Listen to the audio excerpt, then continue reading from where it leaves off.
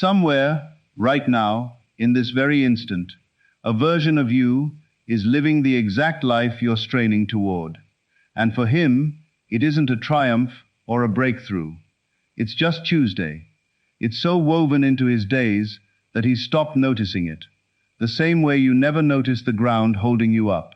That man isn't a hopeful projection of some far-off future you have to earn your way toward. He's not waiting at the end of a long road. He's real, right now, every bit as real as the chair beneath you. And tonight, I want to point you toward the door into his life, because it's been unlocked the entire time. Let's start not with method, but with a different picture of the world, because everything else depends on getting this part right. Your five senses hand you a world that feels heavy, gradual, and orderly, where cause always comes first, and effect trails long behind. You've been trained since birth to treat that world as the bedrock of reality. But it isn't the bedrock at all. It's the reflection. The true source is something behind it. Imagination, not daydreaming, not idle fantasy, but the actual living medium out of which everything visible is constantly being poured. Blake put it simply: imagination is the real and everlasting world, and the physical universe is merely its dim shadow. Don't hear that tonight as a nice turn of phrase. Hear it as an engineering diagram of how existence actually works. What you see is the echo. What you imagine is the source making the sound. And from that comes a claim that might feel almost scandalously generous. The thing you want already exists, not as some blueprint you have to build from scratch through years of grinding effort, not as a prize you finally deserve once you've proven your worth. It's already there, whole, complete. One reality among a limitless field of realities, a dimension larger than the physical one, holding every possible experience simultaneously, none of it queued up waiting to be manufactured. Which means your actual job was never to construct anything, it was to choose. You're not collecting parts to piece your dream together brick by brick. You're picking it out of a reality where it's already standing finished, and then lining yourself up to match it. Let me ground this in something tangible, because abstraction alone won't hold. Imagine, not as a hypothetical, but as a fact, every version of your life running in parallel right now. The you whose career has already taken off. The you whose body already feels strong and unburdened. The you already settled into the love he'd been longing for. Every one of these is genuinely real, fully assembled, existing in the timeless now of awareness. The only thing that determines which one shows up in your daily experience is a simple, quiet question. Which one are you currently being? Which one are you claiming, through the feelings you carry out of habit, as your own identity? The tool for making that choice is imagination, used with intention, not vague wishing. It's the faculty by which your awareness reaches into that field and grabs hold of one specific reality. When you picture your wish already fulfilled, and you do it with such vivid sensory detail and such honest feeling that it stops being a scene you're viewing and becomes a place you're actually standing in, you haven't invented a single thing. You've simply tuned yourself into a frequency that was already broadcasting. Picture an old-fashioned radio, the kind with a dial. The song you're after is already playing somewhere in the airwaves. The station never stopped transmitting, whether you're tuned in or not. Turning the dial doesn't produce the music. It just moves you into position to hear what was already there. Feel that small, deliberate twist in your fingers. That's what assuming the wish fulfilled actually is. And this is exactly why feeling outweighs mental imagery every time. A picture without real feeling behind it is like a dial parked near the station but not locked onto it. You get flickers of clarity, then static returns. Feeling is what locks the signal in completely. Not performed emotion, not something you force onto yourself, but the quiet, settled, in-the-body certainty of already being the person for whom this is simply how things are. Once that settles in, the tuning is complete. You've claimed the reality, and the outer world, which does nothing but mirror what consciousness has already decided, begins its slow process of proving it out. Now let's deal with the thing that always makes the rational mind bristle: time. In everyday experience, time moves in a straight line. The future hasn't arrived. The present is happening now. The past is locked away and finished. This feels so absolute that questioning it seems ridiculous. But that linear march belongs only to the shadow world, the world of effects, the world your senses describe to you. It has no jurisdiction over the world of imagination, the deeper source from which the shadow is even cast. In that realm, every state coexists in one unbroken, standing present, a now that simultaneously holds everything physical life labels as past, present, and yet to come. This isn't philosophy for its own sake. It has one entirely practical implication, and I want you to see it with total clarity. When you assume the feeling of your wish already fulfilled, you're not planting a seed for some future event that will eventually sprout. You're stepping, right this second, into a state that already exists inside the eternal present, the only dimension that actually matters. Your desire isn't on its way. It's finished. All that remains is for the physical world, which always trails behind consciousness, to catch up and confirm what has already been claimed. This is the true meaning of living from the end, not waiting on an outcome, but already occupying, in the standing now, a place where it has already happened. I want to be blunt here, because good, sincere people try this and see nothing move, and they deserve a real explanation. There's a massive gap between wishing for something and assuming the feeling of already possessing it. This isn't a small distinction. Once you see it, it's obvious. Wishing keeps the desire at a distance. By its very nature, it says, I don't have this, and I want it. So every act of wishing, no matter how heartfelt, quietly reinforces the absence of the very thing you're wishing for. It's an honest confession of lack, repeated so often it becomes solid. Living from the end operates completely differently. It declares, this is already true. It doesn't pretend the outer world has caught up yet. It simply refuses to let that outer world dictate the inner state. It steps into the mindset of someone for whom the desire has stopped being a desire at all, because it's already been received. So if you've visualized, if you've spoken affirmations, and nothing has come of it, be honest with yourself about which of the two you were actually practicing. Were you watching a mental movie of your wish, while quietly still feeling its absence underneath? Were you saying the words while your real conviction stayed anchored in doubt? That's wishing dressed up in manifestation's clothing. And the fix is never more repetition of the same wishful thinking. The fix is genuinely crossing over into feeling the state as already, truly yours.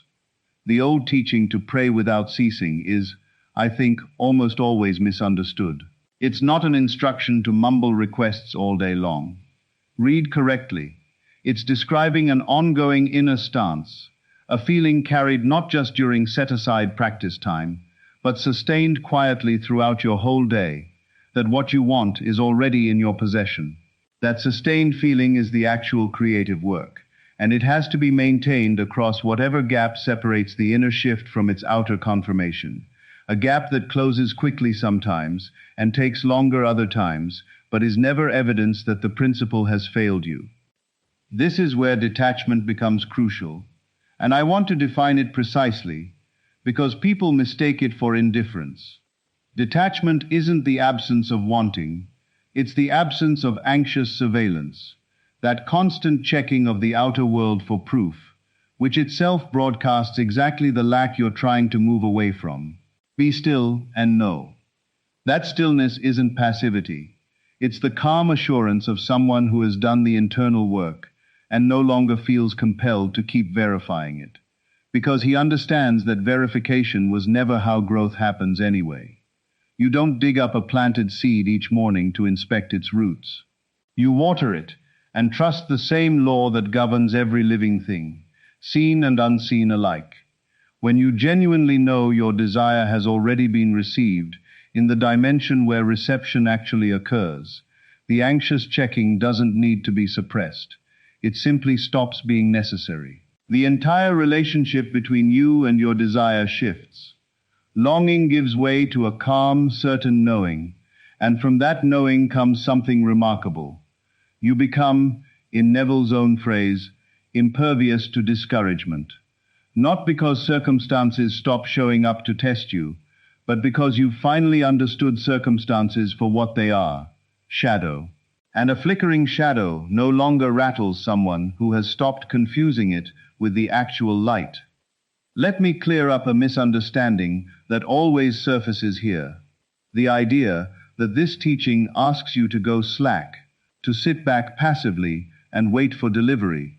It asks nothing like that. What changes is the character of your action. When you've truly entered the state of the wish fulfilled, not brushed against it for a moment and let it drop, but increasingly lived from within it, you'll find yourself naturally moved to act, and those actions won't feel like force pushed against resistance. They'll feel almost effortless, as if something larger than your everyday calculating mind was steering you, because that's precisely what's happening. By assuming the fulfilled state, you've aligned with an intelligence that sees further than your ordinary awareness ever could, spotting openings and connections invisible from where you normally stand. This is the real meaning behind seek first the kingdom. Establish the inner state first, with genuine feeling and real persistence, and the right actions will show up at the right moments, asking far less exertion than the desperate scrambling of someone acting purely out of lack. A fair worry surfaces in sincere people here. What if what I want is also wanted by someone else? Does my gain come at their expense? I want to answer this honestly, because fear of taking keeps so many people shrinking their own dreams, apologizing for wanting things, careful never to want too much. And that hesitation is itself a kind of self-sabotage, rooted in a misunderstanding of how the source actually operates. Within the larger dimensional field, the reservoir of pure possibility every state gets selected from, there's no shortage, and therefore no genuine competition. Scarcity and rivalry belong strictly to the shadow world, which is finite and so appears limited. But the source everything flows from isn't finite at all. It's bottomless, capable of fulfilling the sincere desire of every consciousness simultaneously, with no one's good ever subtracted to pay for another's. Light one candle off another candle's flame, and the first candle loses nothing. Its light stays exactly as bright, and now the whole room is brighter. The source behind every manifestation behaves precisely the same way. Even when two people appear to want the identical thing, the same job, the same partner, the same opportunity, what each of them is truly reaching for is the feeling underneath that outer form, and the field holds an endless supply of that feeling, which then gets shaped into outer circumstances through paths neither person could have mapped out in advance. When you assume your own fulfillment, you take nothing away from anyone else. You're simply selecting your version from a field with no bottom to it, and your choosing leaves that field exactly as full as it was before, which is why hesitation costs you far more than you realize. Every time you shrink your desire to make room for someone else's, you're not being generous toward them. You're only training your own consciousness to believe that good is scarce and must be rationed out. And consciousness always follows the lesson you teach it. So release the fear. Dream large, dream boldly. There's no reason to play small in front of a source that never runs dry. Now let's look underneath whatever specific things you might be chasing. The money, the relationship, the career, the healing. Because addressing what lies beneath those particular wants often accomplishes more than pursuing each one separately. The principle of assuming the wish fulfilled doesn't only apply to outer circumstances. It applies just as powerfully to inner states of being, to the quality of peace, joy, and love that colors your entire experience, regardless of what's currently happening around you. If what you're really after isn't a thing at all, but a different inner climate, then assume that the same way. Assume the feeling of being at peace. Assume the feeling of being someone through whom love flows freely, without strain or worry. Notice how this actually plays out physically. You don't reason your way into peace, and you don't wait for permission or justification before allowing yourself to feel it. You recall, even faintly, the sensation of an evening when everything already felt fine, and you let that sensation soften your shoulders, ease your breathing, relax your face. Held long enough, that atmosphere stops being something you have to keep generating and simply becomes something you are. Live from these inner states, with the same steady persistence you'd apply anywhere else, and you'll find the whole texture of your experience starting to shift, not because the outer world rearranged itself first, but because the lens through which you're viewing everything has changed. And notice what typically follows. As you raise the state you're operating from, moving out of anxious grasping into settled, quiet joy, the specific things you once clung to so tightly tend to arrive almost incidentally, no longer carrying the desperate weight they once did. That's not disappointment. It's the sign you've aligned with something deeper than any single want, the same creative source from which all your desires originally sprang. Recognized directly, it turns your specific acquisitions into natural extensions of who you already are, rather than emergencies you had to solve. Which brings us to the deepest layer beneath everything I've shared tonight, the point where the technique, no matter how skillfully practiced, finally opens up into its full power. When the truest version of this teaching says, everything you want is about to show up, it isn't just promising a faster delivery of your wish list. It's pointing towards something far bigger, the recognition that you already hold, within your own nature, everything you've ever tried to chase down from the outside. The kingdom, as the old scripture says, is within you. That isn't a poetic comfort. It's a precise statement about where the actual source of every fulfillment really lives.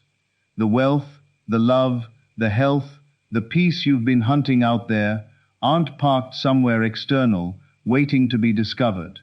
They already exist as possibilities inside the very creative power that you yourself are. Your task was never to travel some great distance toward them. It was to recognize them, select them, and align your consciousness, through real feeling and sustained assumption, with what has always, in the deepest sense, already belonged to you. When that recognition stops being an occasional visitor and becomes the ground you stand on every day, when you live, as a simple matter of fact, from the knowledge that you are the creative power itself, individualized, free to choose from limitless possibility rather than begging some separate universe for scraps, your entire relationship with desire transforms completely. You stop wanting from a place of lack. You want instead as the natural overflow of an abundance you already know is yours. Like a fountain that knows it's endless and never anxiously rations how much water it can afford to give. That's the real promise underneath all of this. Not just that specific things are coming, though plenty of them are, but that you're about to know, fully and permanently, as the ordinary operating truth of your everyday life, that you already are everything you could ever wish to become. And in that knowing, desire itself transforms. It stops being a confession of what's missing and becomes simply the natural creative movement of a consciousness that has finally remembered what it is. So move forward, not as someone anxiously reaching for something absent, but as someone quietly recognizing what was always, in truth, already theirs. Live from that recognition. Hold it steady through whatever gap the shadow world needs to close in order to catch up with the state you've already chosen. And watch, with the calm astonishment of someone who has finally understood the architecture of his own experience, as your world reshapes itself to confirm what was, in the standing now, always and already true. What you're seeking isn't traveling toward you from somewhere far away. It's already here, in the only place anything has ever truly existed, your own consciousness, simply waiting to be recognized. Thank you, and good evening. This is Neville Lectures, and I will see you in the next one.